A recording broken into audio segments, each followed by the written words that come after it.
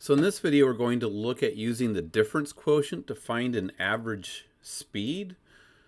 So before we use the difference quotient, let's just talk about a average speed in general.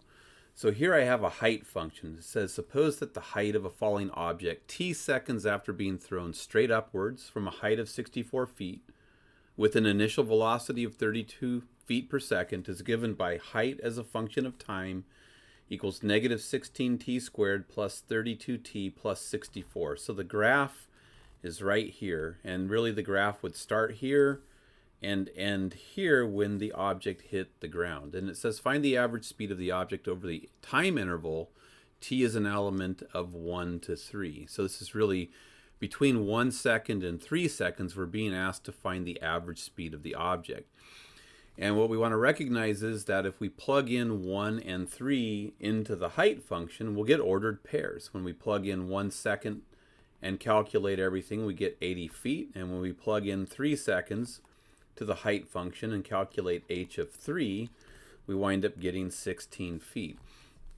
So when we are working with a model like the height model from pre-calculus, what we want to recognize is that when we generate ordered pairs, we really have things that have ordered pairs that have units in them. So this isn't 1 and 80, this is 1 second and 80 feet.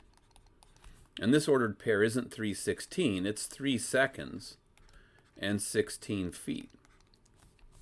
And so if we want the average speed of the object that was thrown over the time interval from 1 to 3, what we really need to do is calculate the slope of the secant line that contains the points generated when we plug in the time interval endpoints 1 and 3.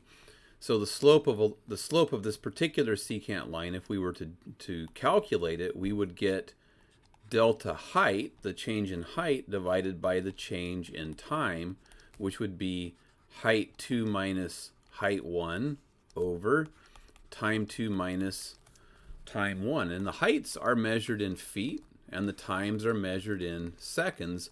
So when we calculate this ratio, we're really getting a measurement in feet, fraction bar seconds, feet per second. This is an average speed.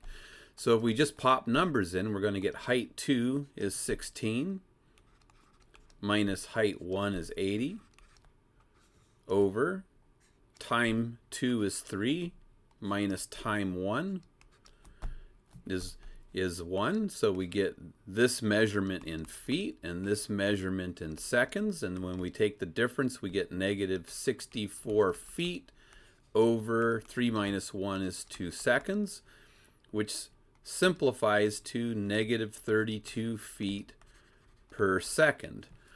So what we want to recognize is that if we have 2 points on the graph and then calculate the slope of the secant line through them, we're getting an average rate of change. In this case, because it's feet per second, it's an average speed. So the slope of a secant line, this is a key result, slope of a secant line. The slope is an average rate of change, and then you use the units for the line to figure out what kind of average it is. So in this case, feet per second is a speed, so this is an average speed. So if I have a height function, when I find the slope of a secant line through 2 points on that height function, I get the average speed, and I'm really finding the average over a specific time interval. So I can say between 1 and 3 seconds, the ball traveled at an average speed, or the object traveled at an average speed of negative 32 feet per second. And so what we're going to do then is use the difference quotient to find this average instead of just the straight up slope calculation. It turns out that the slope calculation is easier when we use that y2 minus y1 over x2 minus x1 format, but we are practicing using the difference quotient because when we have to find slopes of tangent lines, we'll need to use the difference quotient to do it. So we're getting the practice in now that we'll need for later. So it says find the average speed of the object over this time interval. And so we saw on the previous slide that the slope of the secant line over a specific interval is going to give us the average speed over that interval. So the first step is going to be to calculate the difference quotient for our function h of t so that we know what the slope of all possible secant lines are on our height function. We've been using this form, f of x plus h minus f of x all over h. But we need to change things up now because we have an application problem. So our function's name isn't f, so I need to replace the f with h, which is the name of this function. So replace that f with h. And my input variable now isn't x, it's t. So instead of x plus h, it's going to be t plus h minus h of t. So equals. So now the difference quotient said everywhere I see the time variable t, replace the time variable t with t plus h. So I'm going to go to my original function h of t, and everywhere I see the t, I put in the t plus h. So I get negative 16 times t squared, but t gets replaced with t plus h, plus 32 times t, but t gets replaced with t plus h, plus the 64, minus the original function. So minus parentheses, the original function is just negative 16t squared plus 32t plus 64. And this is all over h.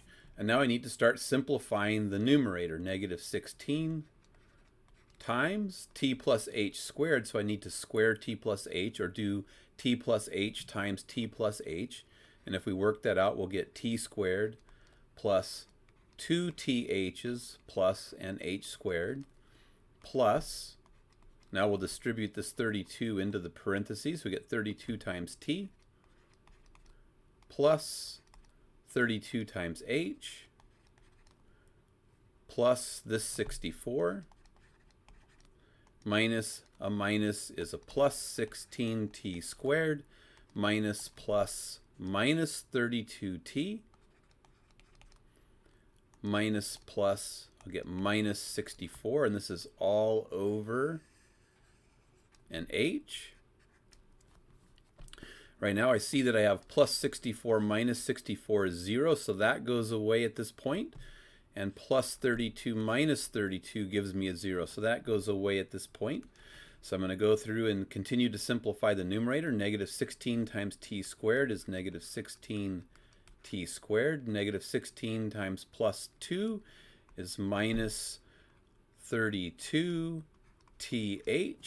Minus 16 times plus h squared is minus 16h squared plus 32h plus 32h plus 16t squared plus 16t squared, and this is all over our h.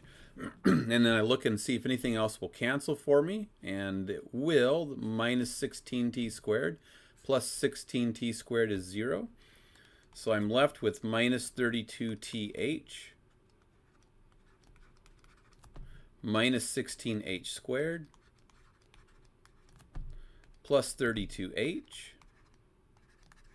all over an h. And we're almost done. Now I see that an h shows up in all three terms in the numerator, so I can factor an h out, which will leave behind a negative 32t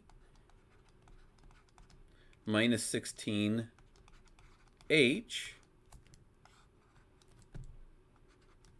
plus 32 all over h, and h divided by h equals 1 as long as h isn't 0. So I can step over here and continue to simplify, so I get the slope of every secant line for our function h of t is given by negative 32t minus 16h plus 32. So this gives me the slope of every possible secant line. I'm interested in the average speed over this specific time interval. So remember when we were living with x variables, it was x comma x plus h was the closed interval we were working over, but now it's going to be time comma time plus h because we're using the t variable instead of x. And so over the time interval from 1 to 3, t is equal to the first number on the time interval, so t is equal to 1. And h, remember, is just the difference between the two times. So 3 minus 1 equals 2. And so for our specific example, the slope of the secant line is going to be negative 32 times t, but t is just equal to 1, minus 16 times h, but h is 2, plus 32. And now we can simplify. Negative 32 minus 32 plus 32 is just equal to negative 32. And we need to put the units on it. So we look up here and we see that we have our measurement units are feet and seconds. So negative 32 feet per second is the average speed. And you can see that that agrees with our calculation of average speed from the previous screen. So again, a lot more work to do it with the difference quotient in this particular context. But the reason for doing this is because when we want to find slopes of tangent lines and what are going to be instantaneous instead of average rates of change, so we're going to be looking for instantaneous rates of change in probably the next homework, we'll have to use the difference quotient. We won't have any choice. So the purpose of this homework is just to get the practice that we need with the difference quotient.